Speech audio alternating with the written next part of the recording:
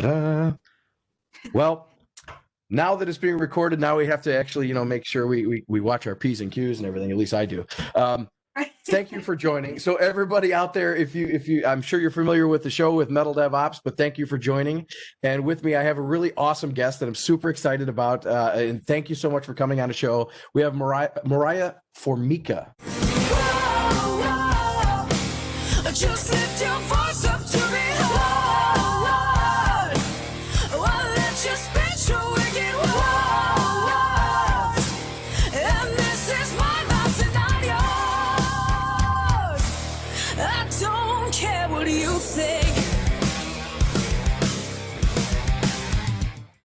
Right, I'm saying that properly.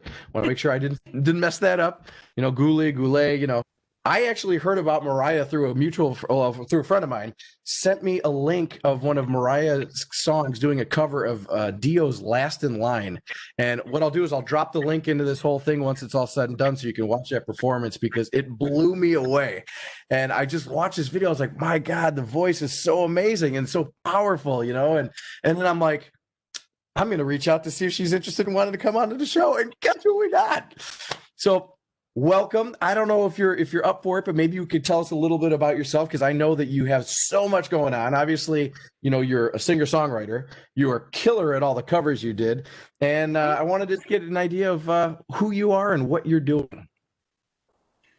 Yeah, so I, first of all, thank you. Thank you so much for having me. I'm really, really happy to be here. But yeah, so my name is Moriah Formica. I'm a singer-songwriter, as you just said. And music was always a part of me. It just always was. It was like I popped out and I was like, I love music. Like it's just always how it was. My dad raised me on some the classics and 80s hair metal and all that stuff. And in the morning there would always be, every Saturday there would always be like 80s pop-up videos or like, that metal show. And oh yeah. That and I just completely, I loved it. And I would see all the guitar guys, all the guitar guys playing their big solos and the big dramatic hair, and which I already had at the time and I still do. So I did too at some point, but my forehead turned into a 5 and ran away. But yeah, so, and then I, around 5 or 6, I got into guitar because I just fell in love with how they, what I was seeing, and I loved music, and there was just something specifically about the guitar that I just was so infatuated with. And so, yeah, I started playing at like 5 or 6, and then later on I started singing at like 9 or 10, and then, the rest is history. I had an awesome opportunity when I was 14 years old, actually, to open up a show for Michael Sweet of Striper. And that was kind of the beginning of when I sort of I started to become like recognized, or, you know what I mean? So, that gave me a huge, and then Michael and his wife, Lisa, they still are, they're so sweet. They took me under their wing ever since then and have been so supportive and have invited me to play shows with them. And I was supposed to go on tour with him and Tony Harnell this year, actually, for the 1987 tour, but got canceled, obviously, due to Corona and everything that's happening. But, that was a huge Kickstarter. And then shortly after that, at 16, I had the amazing opportunity to go on NBC's The Voice. Oh, really? I watch that show all the time. I must have seen you and just didn't even realize it. Yeah, I did. I went on there, and that was the main thing that really kind of kickstarted me. Where the two big main things were, opening for Michael Sweet at 14, which kind of got me in the I was able to pick up some of his fans and his fan base and just kind of grow from there. And then, I got in The Voice, and then it, obviously the exposure it's priceless, the exposure that offers you. So, that's a little bit about me. And ever since, I've just been doing my thing and, writing originals, coming out with singles, playing tons of shows. So yeah, I've got to play. I mean, The Voice was an incredible opportunity. It's got me amazing opportunities. I mean, the exposure really is the main thing that I just Yeah. think is so incredible. I'm forever thankful for it. Like, you know, I got to play shows with Joan Jett and Hailstorm, and All right, Lizzie. All right. yeah, and Nice. it was just it was just awesome. So that's a little bit about me. That's kind of like my story in a nutshell. Wow. You know, and it's so funny because, and this is why I really love doing these shows, right? Because I watched The Voice and I didn't put two and two together. It's just those, I think that's what makes it so genuine and awesome is the fact that there's so much to know about so many different folks that it's impossible to know everything, which is why I love doing these shows. I mean, to your point, I mean, going on the Voice would have been, I mean, that's like the epic stage platform of Yeah. notoriety there, right? I mean, like, I'm like, who would just out of curiosity, did you have a coach that you picked or in your mind, or did you who did you work with, or what was your thought process behind that, just for curiosity's sake? You know, when I was first going into it, I actually did not want to do the show at first because I was one of the kids that was like, no, like they hate rock and roll, they blah blah blah. And then I was like, you know what? Honestly, it's so dumb. Like, you're 16 years old. If you don't take this opportunity, you're just dumb. And so I did it, and it was literally one of the greatest experiences of my life, not just music wise, but I met amazing people. I met my lifelong best friend there. But anyway, Awesome. so I guess, coach wise, I went into it thinking, I was like, okay, I'm gonna pick Adam because he's like the rock guy. Oh yeah, you were doing the Blake thing. You're doing the Adam thing. And, like he's like the rock guy, and so I'm like, Yeah. all right. Because I'd seen him cover like Purple Rain and Dream On and stuff like that before, and I've heard him talk about how he likes rock, and obviously old Maroon 5 had some, they had like guitars and some rock influences, I guess. Sure, for sure. So I was just like, well, I guess I'll naturally pick Adam. But then it was a whole different story when I got on the stage because it was just not, it was like so many options, and I didn't expect it to be that much different. And for some reason, I didn't feel a connection really with Adam. And I really started gravitating towards Miley Cyrus, and that's who I ended up picking, and that's awesome. the team I was on was Miley Cyrus. Oh, see, but hey, Miley Cyrus is getting ready to drop a Metallica cover album. At least that's what everything on Facebook says. Oh, so yeah, I don't know. I posted about that. I was like, what's everybody's thoughts? Because I always get super excited whenever like a big pop star or somebody that's mainstream wants to, cover metal or anything that's like hard. And people were giving me a hard time, like, oh, she's a sellout and she's this and blah blah. I'm like, if you're really a metalhead, you'll be glad that people on that tier, like that level, are really want to get it out there, like, Yeah, and appreciate the music itself. I mean, and the other thing is, like, you have to understand, and I get it. There are some of the folks that say, "Oh, she's a sellout," and she is when you think about all the seats that she sells out all the time. She sells out all the seats. So that and the dude, she's got an amazing voice, and I would think that she would just make anything sound amazing too, just very much like yourself, right? So you put something out there, and you're making something that's already awesome, just more unique and more awesome. And I don't fault her at all for doing it. Actually, I'm more happy that she's doing Metallica covers and doing something like that, and because to me it just seems like that she shows appreciation for the music, and obviously at some point somewhere, whether it was through her dad or Billy Ray Cyrus or through herself, that she appreciated heavy metal music to the point where she wants to put her own spin on it. Same when Lady Gaga did the things with Metallica at the award show. So it's like Lady Gaga is my favorite artist of all time. I am obsessed with Lady Gaga. I love her. what's so funny is the absolute spectrum of talent. And this is what's something that just, I mean, I'm a musician, but I'm not to the point of that caliber, obviously. But when you see all of the different aspects, I mean, Miley Cyrus as well, Miley Cyrus, obviously Lady Gaga. I think of things like Kid Rock and all these different artists who can play anything. They can do anything. They're just so musically in tune. To me, I'm like, how? I'm an engineer by trade, but I play a host on the side, but at the same time, like, how do you? It's just so clear for them, and it just works. And I wish I knew music and was that creative and that level as they were. But I mean, even going back to your point, I think that having any sort of it's all about music. Music brings people together, and even if it's something that might seem a little bit different, I still think it's more welcome to have it done. So.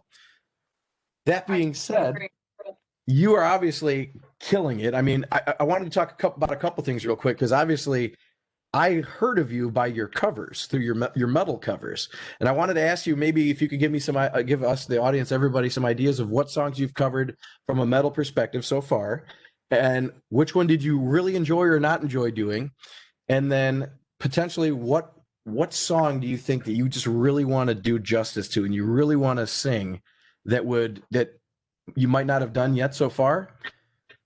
What do you think? I as far as metal covers, I've covered obviously what you had mentioned earlier was Last in Line by Dio. Yeah. I covered and that was one of my favorites because I just love Dio. I mean, who doesn't love Dio? You have to. That's where this came from. You know? Exactly. And I love Dio. There's something about that guy that just like, I don't know, his voice just like awakens something in me. Like I just love Dio. Oh man, I'm with you. Yeah, and so I covered that one, and I've covered Heaven and Hell a few times actually. I've only live. I've never like covered it on camera or anything, but I've covered it for a couple live shows, which is a lot of fun because I love that song. That's awesome. And I've covered, I mean, as far as metal songs, I actually covered Enter Sandman way back in the day when I was like 12. Yeah, I've covered those. I really, really would love to cover. I'm trying to think of covers that I really want to do, or like metal covers that I really want to do that I haven't. Sure. Oh man. Or I guess even rock in general is too, because I mean, it could have been. It doesn't necessarily have to be metal, but it's just one of those things where it's so interesting that there's so much variety out there, and you have that voice that seems like you can kind of hit anything. Thank you. So it seems like it works with. I mean, like in Dio, like I've been part of a Metallica tribute band named Battery that's endorsed by Metallica for 20-something years. Been their production manager. I've played with them. I've done all these things, and through that vein of tribute bands and things like that, you've seen so many different live other tribute bands and Monsters of Mock and all of this stuff, and to see Dio tribute bands and things like that. I think there's even a band called Heaven and Hell. There's a whole bunch of them. Holy Diver. There's all these different tribute bands, and it is not an easy thing to cover. Is Ronnie James Dio, and that guy's got a voice, and even though he comes in a little small package, that guy can project. It could project for more than anybody that I know, anyway. Right. And you crush it with that, because I think it's so awesome is that it's not an easy voice to get down, and to put your own spin on it too is really pretty fascinating. And I think because of that, because of you doing things like that, Dio's still going to be around. He's in our hearts and souls, obviously, with everything that's going on with him, and he was definitely an influence for me too, as well. Yeah. But so about Dio is like I loved the fact that he was such a small guy. Like tiny. He was tiny. I loved it because I mean, you probably can't tell, but I'm actually a really tiny person too. Like I'm only 5 foot. Oh wow! Okay, yeah, So I kind of related to that too. Everyone's like, well, good things come in small packages, and like I would look at people like Ronnie James Dio and Lady Gaga, who's only 5'2". Right. Lady Gaga, Sully from Godsmack, absolutely tiny with a huge voice. Yeah, I've seen her standing next to like a security guard or whatever. She's freaking tiny, and so it's like, and so I really thought that it was cool that I could relate to that, and so that was something that I loved about Dio as well. I found it really fascinating. So let me ask you a question. You've been playing the guitar for a long time. I've seen you play some of the things you were playing was acoustic. I'm assuming you play probably electric as well. What is like one of your favorite songs to play on the guitar? And it doesn't have to be. It could be one of your own too, which is totally fine because we're going to get into that too. But what style of guitar do you like playing? Heavy, like rocker type stuff? Are you more melodic with acoustic? What makes Moriah Moriah?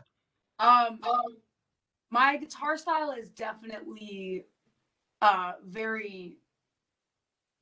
I'm a very metal driven guitar player. I love to me, I'm mainly just about like I love big chunky like chugging guitars and I love riffs. I'm a very riff driven and rhythm driven guitar player. I do like some solo stuff, but for me mainly and maybe it's just me being a songwriter as well. I just Sure. there's something about the rhythm of a guitar that's just, but yeah, I love metal guitars. Like I love to play metal music and just heavy music in general. I love all of that. I mean, I'll play anything on my guitar from like Aerosmith. Aerosmith was the first thing that I learned how to play on guitar ever. Oh wow, really? Okay. Joe Perry was like the whole reason that like I even ended up playing guitar because I just loved it. They were my first love ever since I was like 5 years old. I loved Aerosmith. It's funny. My room when I was younger, I painted it the 2 different shades of pink because of the album cover of Just Push Play. Yeah. and I That's had awesome. like, Aerosmith merch on my wall, and I called my room Aeroville when I was Yeah, that's awesome. I loved Aerosmith. So I mean, I loved playing anything from Aerosmith to like Arch Enemy. I just love. Whoa, okay. I mean, look, one of my favorite guitar players is Jeff Loomis. From Arch Enemy and from Oh, Nevermore. dude, so fast. Oh my gosh, he's amazing. Stupid how good he is. And what I love about him is he's got like the perfect balance of like I've watched, like I've seen him play, and he can be like very technical but without like losing the feel, and I love Yes. because I've seen a lot of guitar players where it's like, okay, you can solo, you can shred, but like that's not everything. It's just if you're just playing notes like a mechanical robot, it's like okay, but there's no feel. Yeah. And so that's one of the reasons why I love Joe Perry and why I love Jeff Loomis and guitar players like that. So I take a lot of inspiration like that. So And you get the soul. of course, Eddie Van Halen. Oh, I what a loss. What a Yeah. tragic loss. I mean, I felt that. I mean, like, what was so crazy is like we've been listening to Van Halen for a long time. Obviously since we even heard of what is Van Halen. That was like you're listening to that for years, and then Metallica and Megadeth, Slayer, and the Big Four, and all of that, and just to know that like the person who created that solo Eruption and all these other things is just. Oh my gosh, it was horrible. And then I remember it was funny, like Dimebag. So Dimebag Darrell, for everybody out there watching, obviously you know who that is from Pantera.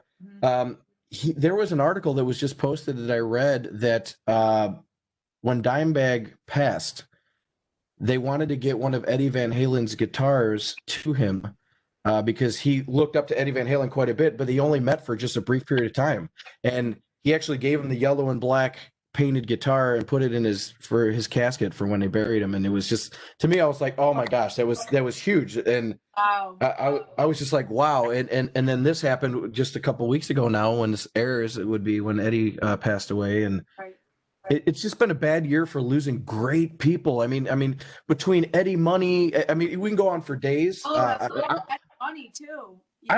I'm still beaten up because of Lemmy, and that was a while ago now. But it's just like there's so many of these famous people that are just that unfortunately aren't with us anymore that have shaped our lives. And Right. There were 2 people that I really, really you know, in the most recent years, including this one, there were only a few people that I really, really got like super choked up when they died.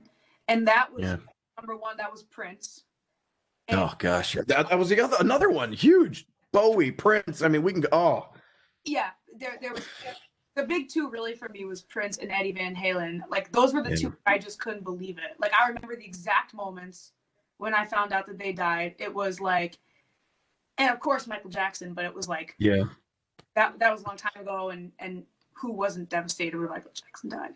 Oh, you know, Winehouse too. There's just so many great. There's just it is, and it's sad. It's like so tragic. Like, and it's weird because like I'm a metal guy. You know, I grew up listening to rap and all this other stuff. So like, you know, it's even the same feeling you get like when you heard about Tupac or because I remember that happening. It was just it just destroyed my whole day. I remember that. And then when you're thinking about these people that, I mean, in a way you look up to, and you try to do them proud by playing some of their music or listening to it or playing the guitar and whatnot. And when you go back to talking about being robotic and playing certain things, the folks that you're talking about they have that soul that like even BB King, like all of those, you feel it here when they're playing. It's not just it's you feel it, you know. Right.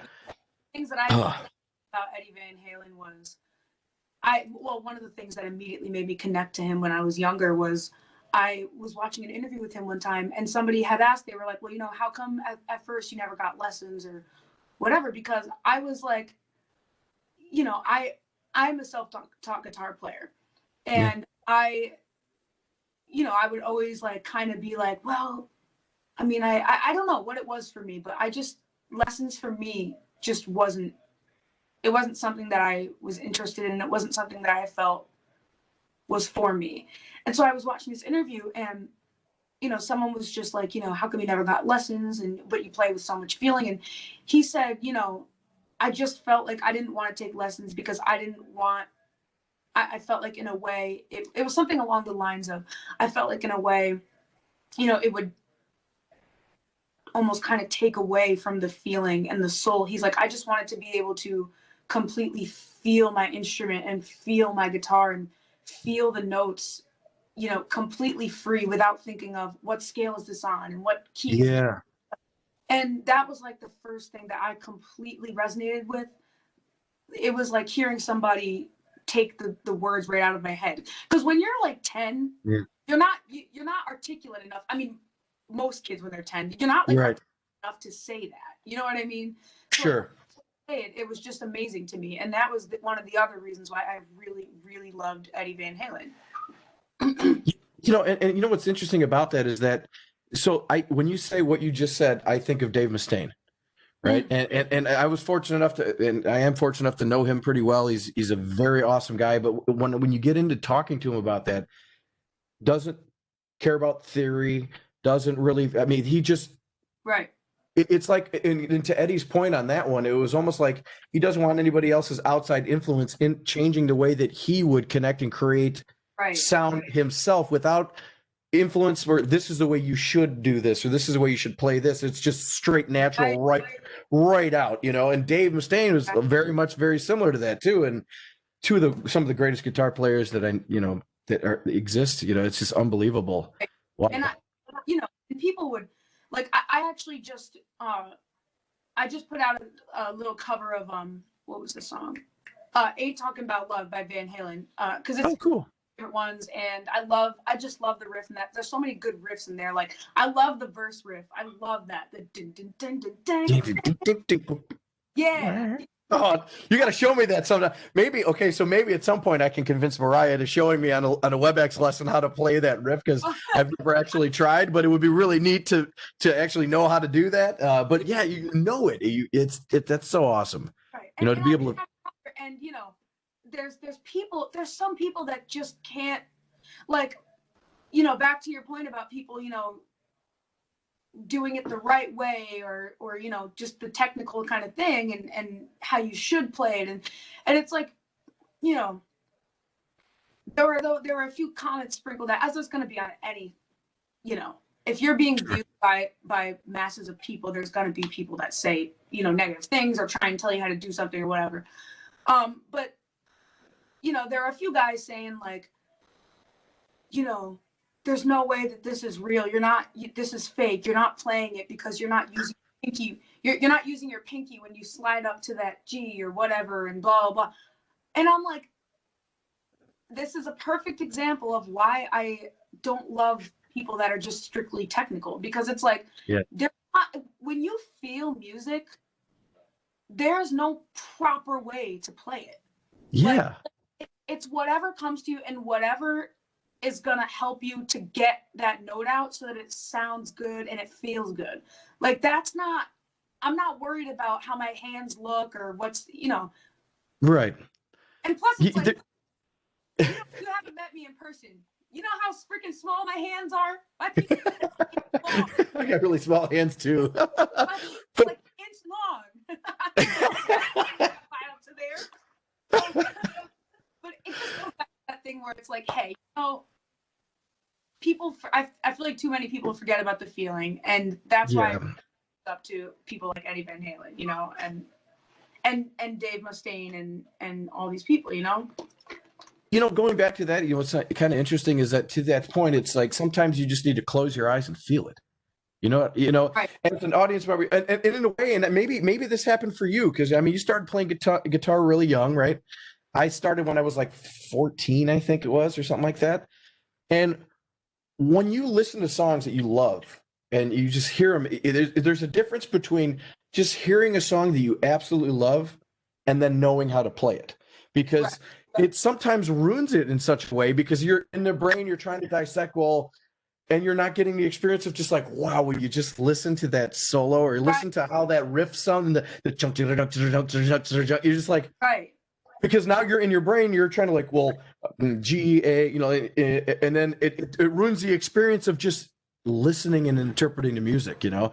So that's why I think, which is why I'm going to segue into our next section, which I know you're running short on time, but your own music that you write, right? I mean, I think that's the other part of it, is putting your expression and your own creativity out there for people to enjoy. And I know enough with videos like this and writing books and doing all these things that not everybody is a fan. Right. And there will be folks who don't necessarily care for it. And then sometimes you get folks who are like, well, you're going back to the Miley Cyrus thing, you're selling out and all this. But if you look at a lot of the folks who are saying that, I'm like, what do you do for a living? Because you know what I mean? I don't think there's anybody who doesn't know who Miley Cyrus is. You know what I mean? So you got to take the good with the bad, which I know is so difficult, but I applaud you for doing it. But I want to talk about your music. Can you tell us about, I know you said some songs that you put out. I think you're saying you're working on an album and some things like that. Do you want to talk a little bit about that? Yeah. So I have a number of singles out, and I put out an EP when I was like 13. And it was, you know, but I don't consider that to be, I mean, it's not anywhere near where my sound is today. Obviously, you know, you grow, you get older, and you mature in your songwriting and stuff. But yeah, I've written a lot of songs, and I've had you know, I have actually a single out that I wrote with Michael Sweet. It's called Time. Oh, nice. And some of my more recent ones, there's one called Champion, there's one called Better Off Alone. That's the one I think I heard. Better Off Alone was the one that I think I heard the other day. Okay, yeah. So, and that song was a lot of fun because I actually wrote that song with some really cool people. Because you know, as I get older, I'm just kind of, you know, opening myself up more to co-writes and stuff. Because you got to hear you got to get other inspiration and hear, because it's co-writes, they're awesome. It's like, you could come in with a riff and then they're like, well, what if you just did this? And it could be like one note difference, and you're like, whoa, I didn't hear it that way. Collaboration with other folks or people is huge to get the full picture of everything. If you look at all the top 40 songs, I mean, they're all co-writes. Because when you put minds together, I just think it's amazing. It's like an explosion of creativity. But yeah, so I wrote that song with some really awesome people. I mean, they've worked with people. They've worked with Lizzie. They worked with Lizzie. They've worked with Oh, wow. Autry. They've worked with Skillet. They've worked with Shinedown. I mean, they worked with a lot of people, and so it was really, really fun to write that song with them, and they've just been great ever since. But then I have songs like Champion and a song called I Hate, and I don't care what you think, that are just kind of strictly written by me. And you know, I think people could probably tell the difference. The ones that are written by me by strictly me they tend to be a lot darker than. Hey, sometimes we need to look in peer into the darkness every once in a while, right? Just to kind of see, Yeah. you know, that's where you get a lot. Sometimes you draw inspiration and you're Right. getting feelings out. And this is so interesting because I've written a couple songs just on my own, and I've put down, you know, the words, or I'd come up with the melodies, and I put some really cool words in it, and I'm just kind of toying around with trying to figure out how to get it all together. And Right. there's no better author to your experiences than you. Right. Than yourself, right? Nobody else can tell your story better than you can tell your own story. And I think that just that genuine getting that out there, and you might think it might not help anybody. And that's what I think I love about music, is that the meaning for a song could be totally different based on the situation you're going through at that time. Because the words could be so vague in such a way that it could be a breakup. It could be, oh, I lost my job, or it could be my dog passed away. There's a million different things that you could use that as energy to propel you in a positive way. And I think that's so awesome. Right. And I love that. You know, that's something that I've said from the time I mean, honestly, from the time I was like, you know, when I first started writing songs, from the time I was like 11 or 12, you know, all the way till now, that's one thing that's been really consistent. I've always said, like, I love that you can write a song and people can hear it without any context, and they can just apply it, you know, to themselves and experiences. And it's like therapy. It's really helpful, because it is. I know when I was, you know, around 12 years old, you know, like sixth through like 8th grade, probably. I know when I first heard songs that it was almost like it took, because going back to the whole articulation thing, when you're young and you have a lot of feelings and you're going through a lot, it's not like you can just be like, hey, this is how I'm feeling, and this is how I feel. Right. This is why. Like that. Right. You wish you could, but you can't. It's just not there yet. So, you know, when I would hear songs that would put those feelings or those experiences into words, I thought it was the most incredible thing ever. You know, Yeah. and it didn't matter what, I mean, not that their feelings don't matter, but I'm saying, like, it wasn't like I heard a song and I was like, oh, well, this is only pertaining to Amy Lee of Evanescence and this her experience. No, you said you hear the words and you apply it to your situation and it resonates with you for whatever reason. And I've always said I want people to do that with my music, you know? Yeah, totally. I mean, it's the music. It is literally the universal language. And, Right. you know, I love music, and the fact that even though I'm not out playing shows and stuff and doing all of that, I feel connected by doing things like this. And because Right. I have a passion for it, and if I can help you get your word out, or somebody else interpret something that a point they're trying to get across, that's what this whole thing's all about. So I know you have to go soon, but I will leave you with one last question if you're up for it. Yeah. Who, if anybody, would you want to do a song with if you were to be able to pick anybody to collaborate on a song? Who would it be? Lady Gaga, hands down. That's awesome. I love that woman. She's been my favorite since I was like 10. I love her.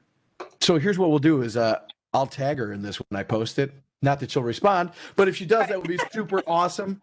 Because Moriah, you're amazing, and I thank you so much for coming. What I would love to also do is see if you'd maybe want to come back out on another episode at some point, talk through some stuff, maybe even have a little song or two demonstration, and we can get all of your links and everything, and we'll put it in this video chat, so when we put it out, everybody will have it. But I'd love to have you back again if you're up for it, and thank you so much for doing this, because I had a blast, and I hope we get to do it again.